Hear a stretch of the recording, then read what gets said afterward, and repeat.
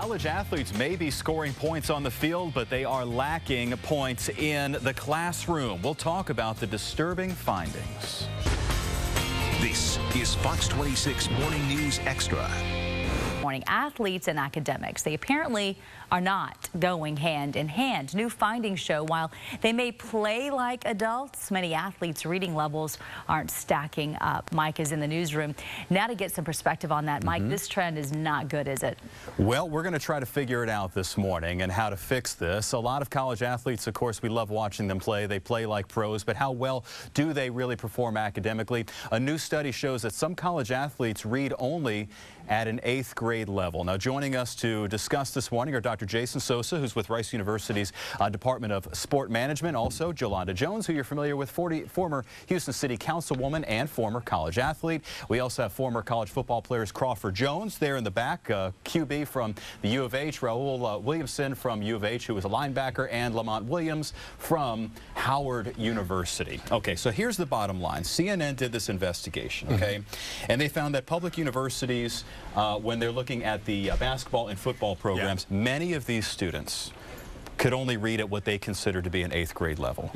And I would like to start off asking the athletes first. From your experience, did you have teammates that you wondered how well they were really performing academically? Well, first and foremost, the article talks about some athletes. So let's get that clear. It's not everybody. It's not Absolutely not. It's not all the athletes. Of course not. When you think about the situation, you think about, a lot of different things. It's a combination of a lot of different things. One is that recruiting is real important nowadays. You see it more on the bigger scales of the UTs, the Texas A&M.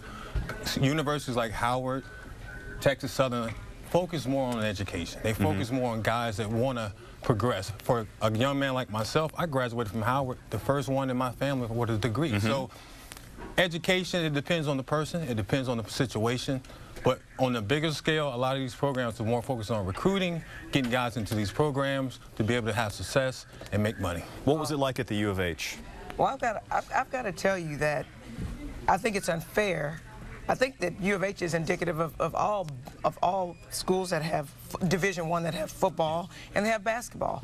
At the end of the day, everybody wants the championship team because they have the ability, if they're really good, to make a lot of money for the university. And let's face it, a lot of people want to go to schools if they have a really good sports team. It's true. And so what they tend to do is they start socially promoting football players and basketball players, because you don't see this in the non-revenue sports because they don't have the capacity to make tens and hundreds of millions of dollars. So you're not seeing it with women athletes, and you're not seeing it with, like, say, golf or tennis or something like that. It's football and basketball. But my problem with that is when you just focus on the athlete and you talk about keeping them out of college, why are you penalizing the athlete? When they were kids, some coach realized that they were really good and they started socially promoting them. They brought the high school a lot of publicity, and the teachers were like letting them pass, and so they were put through a system and they just weren't educated. And so I don't think it's fair to just focus and punish the kids. I think you need to look at the whole system, and it starts in Pop Warner football. But I think part of it too has to do with how you come in. I mean, when I came in, I didn't come in as a scholarship athlete. I came in as an academic scholarship. So my mindset was different. I was going to get my degree. There was tutoring, there was, plenty of help, whether it's TA or professor you can go through. So I guess when I came in, I wasn't already behind in terms of my 5th grade reading level. I mean, obviously, I was well above where I need to be. But it's kind of what you make out of it once you get there. Now, I agree, the people who come in who are at a 5th grade or 3rd grade reading level, like the article talks about, it is difficult to get ahead, especially when you're going into a higher level education like a college, university is. But I think if you come in and you're where you're supposed to be to begin with, the NCAA doesn't hold you back. It's not like I couldn't get the degree I wanted. It's like I couldn't graduate. I couldn't make the scores I wanted to. It was more of a matter of what was I going to do once I got there. Crawford, were there teammates of yours that you saw were really struggling in their college classes, or did you struggle? I mean, were the people that you surrounded yourself with, was it known that there were certain guys on the team that were probably not going to be able to graduate? Yeah, absolutely. I don't think it was really pinpointed on any one certain people or persons. I really think that everyone kind of had their own struggles, whatever education path you were taking, whatever major you were in.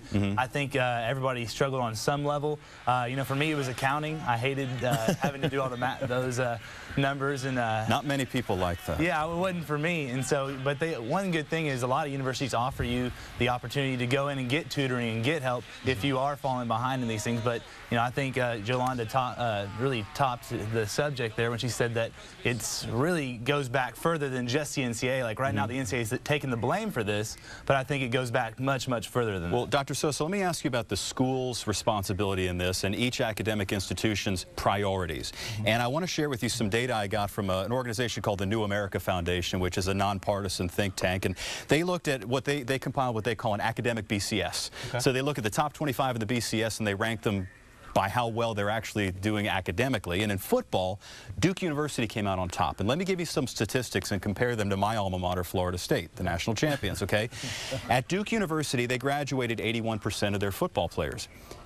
But this is one of the key statistics. 82% of their black or African-American players graduated, 76% of the whites. So a higher percentage of their black athletes graduated. At my alma mater, Florida State University, 92% of the white football players graduate, 38% of the black players graduate. So what that tells you is that certain schools, perhaps Duke University is bringing in the cream of the crop, you know, of both the white and the black players, and maybe Florida State is not. Doesn't that go to the priority of the school, academics versus winning? It does. It definitely goes to... And Florida State has a better football team than Duke, you know, obviously. But we have to refocus as to what is most important. Yeah. When we go to a university, an academic institution, academics comes first. Yeah. Institutions like Duke, like Vanderbilt, like Rice University are doing it right. Stanford as well, where they have a model where the university president, who has the voice within the NCAA, speaks out and says, we are going to uphold the integrity of our academics and our athletics and make our student athletes be student first and athletes second. So that's why you see that in those institutions. Like Vanderbilt has a great model. They've removed their separate athletic department from being a business entity and brought it under the university, and it's under the university regulation. So when you see that, that's going to work. Well, I'm going to end on Jolanda, if you don't mind, because I think you probably have the most important point to make. But I wanted to ask the three of you. I'm going to assume, perhaps wrongly, I don't know, that you guys did you have NFL quality aspirations? Did you think you were going to make it to the NFL? Well, I actually did.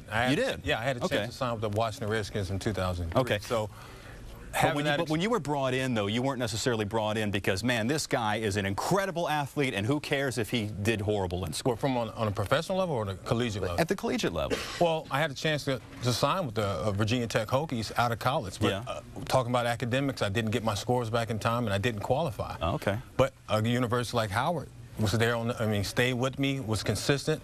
And the fact that my mom told me if I didn't play football, what school would I want to go to? Well, Howard has an excellent school of business. Okay. I got a degree in business, and from there I was able to be successful in life. So it comes back down to, and I want to make a point too, you talked about Duke and Florida State. But you got to also think about the criteria and how to get in these universities. Florida State is a state-funded school. You got guys in the state of Florida who's able to qualify, not just academically, you know, from a money standpoint, too, from financial aid as well. We're almost out of time, but Jolanda, we only literally have like 10, 15 seconds. You're queen of the United States, okay? Really? Okay. Which a lot of people would like. How do you solve this problem of what you said, starting at the youth level and making sure that if these kids can't read at a third grade level, they wouldn't have gotten past the third grade? As you know, the statistics show if you're behind in reading in third grade, it's really, really hard to catch up. And so you've got to hold the elementary schools accountable, which means you've got to provide funding to public education. And I worry about people who are in public education. So that's where the problem starts, because if you educate them, they'll be prepared. Improving the public education system, making people more accountable. Gentlemen and Ms. Jones, thank you so much.